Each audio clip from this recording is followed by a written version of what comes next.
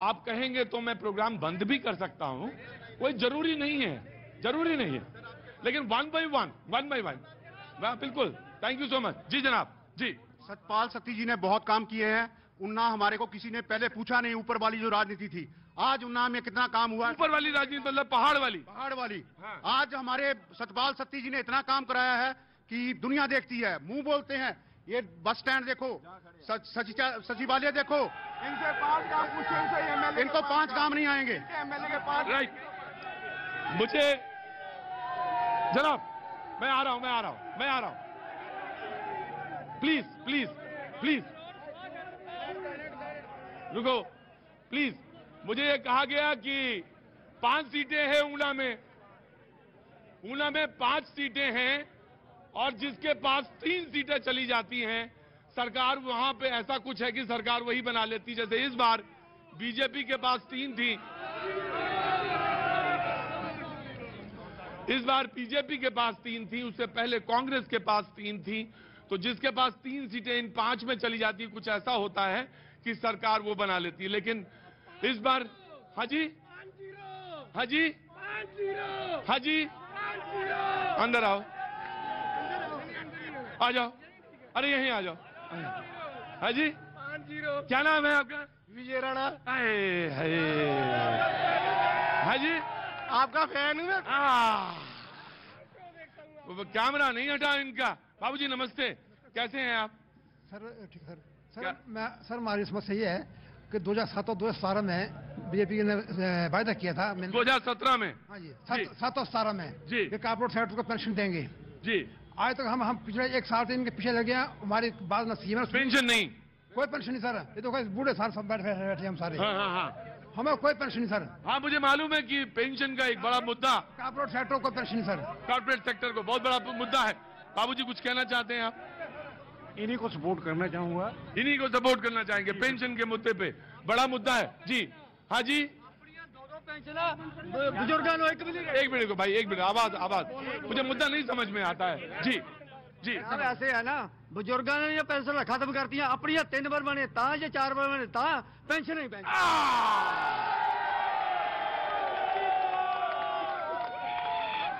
इन्होंने कहा कि बुजुर्गों की पेंशन खत्म कर दी। लेकिन मैं आ रहा हूं, प्लीज देखो, तो आप ज्यादा हल्ला करेंगे। मैं सच बता रहा हूं आपसे, मैं प्रोग्राम बंद कर दूंगा। आप जो भी हो, 16 साल के हो या 14 साल के, जनाब आपसे बात कर रहा हूं, आप 14 साल के हैं या 16 साल? एक मिनट ध्यान रखना, एक मिनट ध्यान रखना। मैं भैया जी हूं, सारा नशा 2 मिनट में उतर जाएगा। जी मैंने वार्न कर दिया आपको। नशा वही नहीं होता है, कुर्सी पे खड़े होने का भी नशा होता है। जी जनाब, मुझे मालूम है। जनाब क्या नाम है भैया? विकास जी, क्या काम करते हैं आप? तो प्राइवेट जॉब करता हूँ। प्राइवेट जॉब करते हैं। कुछ कहना चाहते हैं चुनाव पे? कोई बात, कोई मुद्दा, कोई बात जो आप कहना चाहते हो? अनएम्प्लॉयमेंट के बारे में। अनएम्प्लॉयमेंट, बेरोजगारी, बड़ा मुद्दा। किसको घेरना चाहते हैं? कांग्रेस, बीजेपी, आम आदमी पार्टी, किसको घेरना चाहते हैं? कोई भी गवर्नमेंट आ जाए, अनएम्प्लॉयमेंट खत्म होनी चाहिए। कोई भी सरकार आए, अनएम्प्लॉयमेंट खत्म होना चाहिए, कोई भी सरकार आए। और पाजी ने कहा था कि बुजुर्गों की तो पेंशन खत्म कर देते हैं, नेता लोग जो है मलाई चाटते रहते हैं। तो जी हाजी 3-3, 4-4।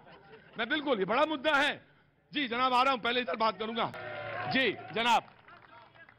ऐसा है प्रतीक जी कि ये जो आपका ये 5वां या 6ठा शो है हिमाचल। जी जनाब। और ये लगातार हिमाचल में इस विषय पे बहुत चर्चा कर्मचारी तो कर सकता है, लेकिन कॉमन आदमी भी इसमें डिबेट में आ रहा है। उसको लगता है कि ये विषय हो सकता है।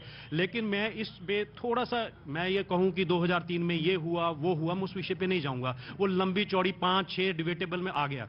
लेकिन मैं कमिटमेंट और एक विश्वास को झलकाना चाहता हूं उदाहरण के साथ। इस देश के अंदर 55 साल, 70 वर्षों में से 55 साल कांग्रेस ने सत्ता की। इस देश को यदि सुरक्षित रखने का किसी ने काम किया तो इस देश के सैनिक ने किया। सैनिक लगातार इस देश के अंदर एक मान सम्मान के साथ पेंशन चाहता था, लेकिन उसको पेंशन कभी नहीं मिली। उस पेंशन को यदि किसी ने, उसको मान सम्मान के साथ पेंशन मिले वो किसने की? आप समीरपुर में परसों एक इंटरव्यू करके आए हैं। वो 2014 के अंदर मुरली मनोहर जोशी जी के नेतृत्व में जो संकल्प पत्र की टीम बनी थी उसके सदस्य थे, और एक पूर्व सैनिक कैप्टन के वो पुत्र प्रेम कुमार धूमल जी ने उस चुनावी घोषणा पत्र में कहा था कि यदि दिल्ली के अंदर हमारी सरकार बनती तो सैनिकों को रिटायरमेंट के बाद 1 रैंक 1 पेंशन मिलना चाहिए, डिस्पैरिटी ऑफ जो फंड्स है वो खत्म होना चाहिए। वो खत्म यदि 55 साल 70 साल इस देश के अंदर सैनिक, जो हम सब लोगों को यहां सुरक्षित हम यहां बात कर पा रहे हैं, सैनिक के कारण कर पा रहे हैं, यदि उस सैनिक को यदि मान सम्मान दे सकती है ये भाजपा की सरकार डबल इंजन के साथ, तो मैं कमिटमेंट के साथ कहता हूं, चिंता मत करिए। उस इंटरव्यू में प्रोफेसर प्रेम कुमार धूमल जी ने कहा है कि रिटायरमेंट पे एक मान सम्मान के साथ एक एमोलुमेंट्स कर्मचारी को मिलना चाहिए। निश्चित रूप से उसके ऊपर यदि कमिटमेंट के साथ कोई आ गया तो मोदी ही ले। चुनाव मेरा चुनावी दौरा खत्म हो रहा है हिमाचल का। रुको, बोले दो भैया, मुझे बोले दो। मेरा चुनावी दौरा जो है हिमाचल का खत्म हो रहा है और पार्टियां अपने कमिटमेंट के साथ, मैं आ रहा, बिल्कुल आ रहा, मैं आ रहा, बिल्कुल आऊंगा। पार्टियां अपने कमिटमेंट के साथ धीरे धीरे सामने आ रही। Congress will speak and then I come to you. जी, मैं सबसे पहले तो दोनों पार्टियों के जो समर्थक यहाँ खड़े हैं उनसे निवेदन ये करना चाहूंगा कि जब हम आपके समक्ष खड़े हो गए हैं और हम अपनी बहस को अंजाम दे रहे हैं, तो आप लोग कृपया बीच में हो हल्ला ना करें और कोशिश ये करें कि इसको बड़ी सादगी और संजीदगी के साथ इस कार्यक्रम को पूरा देश नहीं पूरा विश्व देख रहा है। आप लोगों को ये जो देवभूमि हिमाचल प्रदेश है उसका एक नक्शा भी पूरे विश्व में पेश करना क्या है। बात है, वाह। इसलिए आप लोगों से मेरा करबद्ध प्रार्थना ये रहेगी। मुझे बड़ा अच्छा लगा सुमित जी ने एक बात कही कि मोदी जी हैं तो मुमकिन है, और अगर मोदी जी हैं तो मुमकिन है, तभी तो अग्निवीर की बात आई है। आज बीच में नहीं, कृपया बीच में न बोलिएगा।